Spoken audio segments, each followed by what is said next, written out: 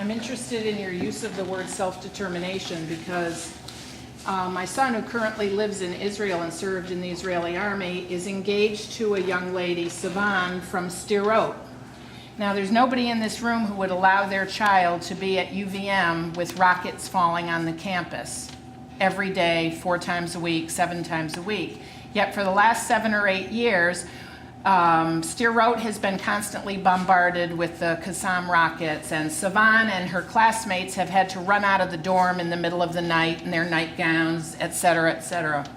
What I find interesting is that repeatedly you've said rights and right to a better life and self-determination, and yet when I was in Israel teaching for 3 months and looked extensively around me, I found out that they are still printing textbooks with Israel excluded from the map, the world map.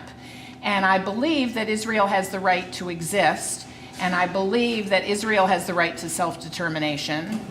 And I find it interesting that while we're sitting here at an ArtHop, there are artists from Sderot who are making tulips out of the Qassam rockets, metal sculptures. And yet, it seems very one-sided that we're sitting here talking about the pain and suffering on the Palestinian side, which I acknowledge exists, and yet nobody wants to acknowledge that constant rockets being fired on Israel does not acknowledge their right to exist. To be honest with you, I do acknowledge that. I was saying that over the past 8 years, tens of thousands of rockets have fallen on the citizens of southern Israel, and from their perspective, they have a right to what they see as security. No one is trying to take that away. I think the discussion really, the discussion is always about where do you start this debate. Trying to create victims is never going to be helpful, because the reality is there are victims on both sides and there are casualties on both sides. The reality is, where does the injustice lie? Where is the root cause of the problem?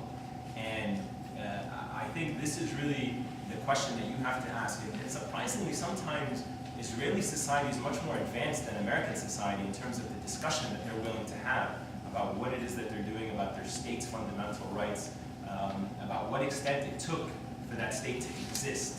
And those are very tough questions that people here in the US rarely ask. And I think it's important that we don't lose sight of that. And it's important to always let people know that there is a right for Jewish people to have self-determination. The question is, how do you achieve that self-determination? To what extent do you preserve that self-determination? And that's, as I was saying, a debate that exists within Palestinian society. It's a debate that exists within Israeli society. By no means is this discussion aimed at trying to, and I'm not trying to do that, to say Palestinians are solely the victims. The reality of it is there's an injustice that takes place in the Middle East. The root cause of that injustice, as it's seen by a wide variety of people in the world, is very clear. The question is, how do you address that injustice? You cannot look at Israel's security as paramount to the security of the Palestinian people. And that is really one of the major fundamental issues. If you're going to have a discussion about security, it should be about all people equally. It should be about all people's right to live freely, not just about who has the stronger weapons to exercise their security over other people. And I think that's a very important point that I would encourage Israelis and Americans not to lose sight of. We tend to have a discussion about security as if it's our right to exercise our security because we are the stronger power. We have the ability to defend ourselves.